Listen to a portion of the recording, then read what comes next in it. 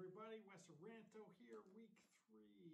This will be one of the main posts. So inside week 3, you will have a selection of self-assessment exercises, which instructions will be in there and you'll need to complete, as well as I will have some things in there about attributes and skills. And the reason I'm doing a lot of these self-assessment exercises, I think it's important for you, okay? I think it'll help you out. It'll help you learn a lot. The syllabus has been updated. You probably got a post recently in regards to that. Having said that, it's not complete. I do want to make a few changes still. I want to add some marketing, some advertising, promotion. The way this course was originally developed wasn't by me, and so I'm trying to put it a little bit different, mostly based on reading week 1, what you're looking to get out of this course. I'm really going to try to tailor it to you. So I need a little understanding there, but just so you know, it won't increase the workload. It'll just change it a little bit. It'll be a similar format of how you respond, but the big thing is I'm trying to make it more valuable for you. As someone who's owned a ton of businesses, it's nice to hear what other people need, and I'm here to help you. So several people reached out and were curious about some of the, getting a better understanding and the, the myths of entrepreneurship. So I thought I'd cover a list of myths in entrepreneurship, explain them a little bit, and then go from there. So this video will be titled The Myths, okay? And like I said, I'll have a little bit in there, a fair amount about self-assessment in the physical folder today, as well as about skills and attributes to be an entrepreneur. Just to be clear, skills and attributes, there's no perfect list. I want to start off there. You can lack the skills in many areas and still be a great entrepreneur. Remember out there, I think sometimes we get in the fact we think an entrepreneur means these people are perfect or they do. It's not true at all. I mean, Steve Jobs was a jerk to his people, but people loved him. He'll go down as one of the greatest entrepreneurs in his time period. But to be honest, he was a bit of a jerk and really mean to his staff. He was great to shareholders, but horrible to his people for many decades. I mean, he got basically kicked out of his own company. I mean, you got to do some bad stuff for that to happen. Bill Gates, not as flashy, but probably a better person for the world in the sense of what he's contributed to the world and its protection. I talked about some of those already, I know, in the past video. But my point is that, it doesn't need to be perfect. If you work hard, got a good work ethic, it's amazing what you can do. I mean, the funny thing is, like, if I asked you to list your attributes of what's important, which I may actually do now that I say that, a lot of you would say, caring, taking care of people. But the truth is, a lot of great entrepreneurs don't really care a lot about people. I mean, there's lots of research out there to show that most big CEOs are closer to a sociopath than they are to a normal person in many ways. Now, that doesn't mean you can't be very successful and be very nice. Of course you can. There's many examples of that as well. But my point is, even that doesn't define success. So my point is that there's lots of ways to do it. And please don't judge my COVID hair too bad. It's just crazy long and I'm losing ideas of what to do with it. All right, let's talk about a few myths. So, 1, entrepreneurs don't have a personal life. BS. I've owned businesses. I own multiple businesses. I still have a life. I go home. I have 2 kids at home, young. I spend time with them. It's important to balance because if you don't, you'll burn out. I don't care how passionate you are. Now, that's the one thing I will argue that you need as an attribute in your business is passion. Money, another myth. If you're driven by money, you will not succeed as an entrepreneur, and definitely not succeed as well as you could. There's 100 good examples, and I'll put up a TED Talk to show you how far that can go. Okay, so, but believe me, no. That's not good enough. Money should not be your driver. Entrepreneurs always take lots of risk. Okay, lots of entrepreneurs have taken great risks, and there's nothing wrong with it, but it actually should be a defining characteristic. Okay, there's lots of entrepreneurs that haven't taken great risks, have taken smart, low-level risks and made tons of money and had great success or been very passionate about the business. So the point is, risk does not always equal reward. Well, I know you've heard that saying before, I'm sure, but my point to it is, You don't have to risk for the reward to always exist. Okay, for example, sometimes I prefer to buy an existing business that's either failing or doing okay, but I see a huge opportunity for expansion because then I get their database and I get these other things. And so my point is that the level of risk should not be the sole determinant. I mean, at high risk, you should have the potential for high reward, and the cost, financial cost, should be lower for great risk versus low risk in most cases. But my point is, it in itself is not a defining factor. You need to raise a lot of money for ventures. Some you do, some you don't. The point is, it's not an all fix all. We're going to talk about bootstrapping later. I'm going to talk about crowdfunding when we get to the finance section. Those are great ways to raise money for your company. And you know, love money. We'll talk about that for sure. That's a great way. Love money is basically people who care about you, who are willing to give you money or give you money at a very advantageous rate. So we'll get into that later. Entrepreneurs have great ideas. Sure, they do have good ideas. But a great idea in itself does not make you an entrepreneur. I know lots of people that have done something others have done. They just did it a bit better, made a success. You're an entrepreneur, in my opinion. You know, don't get me wrong, you create something really cool, that's great. But look at Red Bull. Red Bull for me is a great example.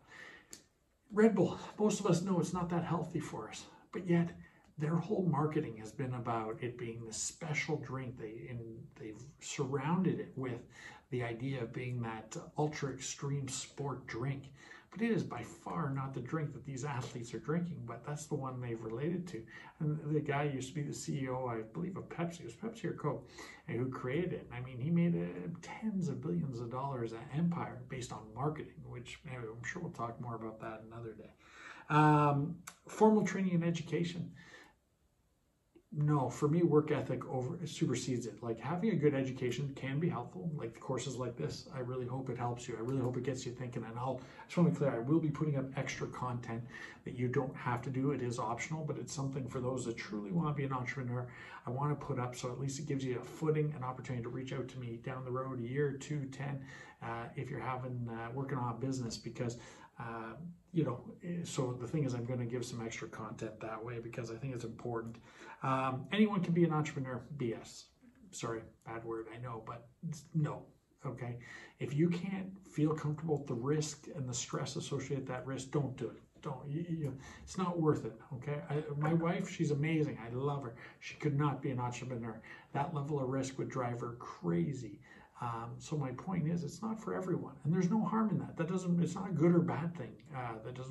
It's not for everybody. Okay. But if you can be passionate and you can handle the risk associated with it, it can be great. And so, a few people in their post mentioned side businesses. That can be different too, because it can be a smaller venture and less risk. Great. Awesome. Because if it's not, the only thing bringing in money, also what your spouse does can affect it. In my case, I don't mind my wife having a steady job because I'm more of an entrepreneur, and I take those risks. So it's nice to have that steady paycheck, plan for retirement, pensions, weird stuff like that, right? Entrepreneurs don't quit. That's a big falsehood. Elon Musk, Steve Jobs, Dyson, whack of them, quit their job, quit their first project, gave up on an idea. Quitting is sometimes the best option. Okay. Don't get me wrong, you shouldn't quit because someone else told you to quit. You shouldn't quit just because it's hard. But if you get to a point where it just doesn't make sense, just doing something that can never succeed, that is crazy. So remember, quitting in the right scenario can be and often is the best decision. So getting stuck and fixated on an idea to the point that that you won't give up on it if it's a bad idea, you know what? That's on you, okay? So keep that in mind. Entrepreneurs have to be young. I'm not young, I'm old. Lots of business owners have started businesses in their later years. And when I say old, I'm early 40s, but old enough. But my point is, I'm not young, but I've had some of my best and most successful ideas in my 30s, and hoping to have more here in my 40s and 50s. So don't think young matters. Genetics. It was funny when I was reading. There's some people think it's genetic. It's not genetic. But I will say, history can be of value. So I have no business genetics, but my dad was a Canadian Tire dealer for 35 years. I grew up in it, and I was very lucky that my dad allowed me and my brother and sister to see the inside of the business, even at a very young age. So we were involved in the business and we saw how leadership worked. We saw the failures, we saw the successes. So I would say we got an education at a very young age, which gave us a big step up. But the problem is if you were looking at simply, you'd be like, oh, I just genetically have it. Well, that's not true. I got lucky with the scenario and the people I was surrounded by. But you can have that happen to you later in life too. Maybe some of the friends you get are great business people and you can learn from them. There's great resources at the college like the Burnick Entrepreneurial Center. I mean, you got a business idea, they'll help you build it. It's great. I mean, and I believe the resource is free for college students. So, I mean, utilize it. Entrepreneurs are their own boss. Yes and no. Okay. I read a lot of posts in week 1 talking about the fact, I like to be my own boss, set my own hours, do this. I got to be honest, if that's your driving force, you got to be really careful. You don't get to set your own hours. You don't get to be the boss all the time. What you have to understand is to be a successful entrepreneur, you have to motivate and help people. So when you have a staff, you have to help motivate and take care of them. When it comes to the customer, they're in most cases number one. So you got to take care of them. So you're working for others in a different way. And if you think, especially at the beginning of a business, like as time goes on, that can change. But at the beginning, if you think you can set your hours and work 30 hours a week, absolutely not. At the beginning, entrepreneurship is a tough gig. You got to put way more hours in than you would working for someone else, and with the goal of it paying off over time. Okay, so if you think it's just an easy cakewalk and you get to set your own hours and you're your own boss, like you don't report to nobody, good luck. I really mean that, because it is almost never true. Okay. All right. If you look at the most successful people, I don't even care if you're talking about YouTubers, you can be talking about TikTok famous people, you can be talking about anything. These people put a ton of effort in and they are held to a schedule. If you'll notice, like the most successful TikTok people and YouTubers, they have to produce a certain amount of content every week. Otherwise, they're going to lose relevance. And so the point is that even a job like that, where many would think, you don't report to anyone, you do. And it's just in a different way. Have to be connected. Being connected is helpful.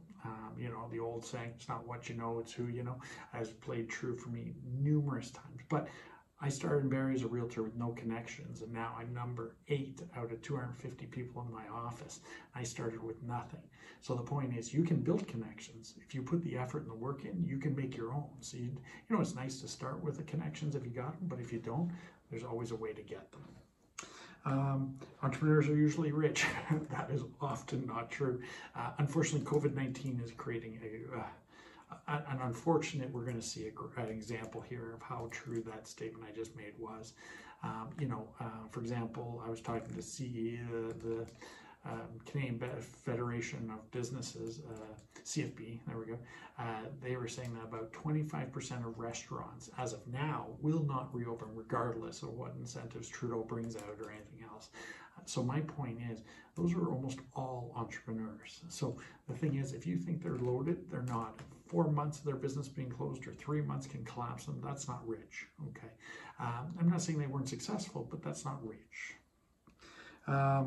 Huge funding, we've already talked about. Entrepreneurship is fun. This is where I have to be careful. Once you've built your business, entrepreneurship is a lot of fun, okay?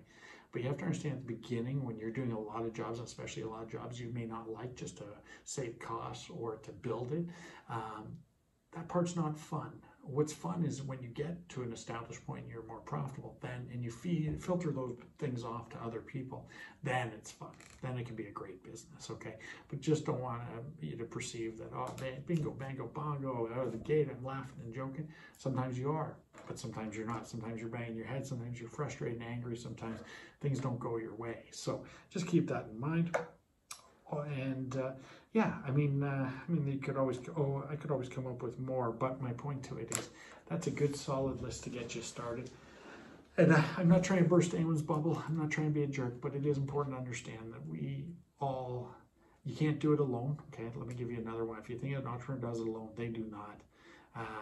You need resources around you. You may be the only owner of that business, but you need resources and connections and other things. I mean, in my business, I've secured the great connections because I buy my own real estate and I do all that in addition to being a realtor. On that business, I've got the home inspector that's phenomenal. I've got the real estate lawyer. I've got the litigation lawyer. I've got the finance person in place. I've got the contractor renovator in place. I mean, those are all different, all different insurance, all of it, all different skills. I know how to put the package together. I know how to take the overall, but I need all those connections because if I don't have them, none of this can happen. And so the thing is that just remember that it does take time to build, but you can do it. You can be a huge success, and I wish everyone great success. So, myth video. I hope this was somewhat helpful for you. And then, enjoy week 3. Get your week 2 content in. It's due on Tuesday by end of day. Every week but the last week, everything will be due on by Tuesday the next week. So anyway, nice talking to everyone. Hope you enjoyed the video. Talk soon.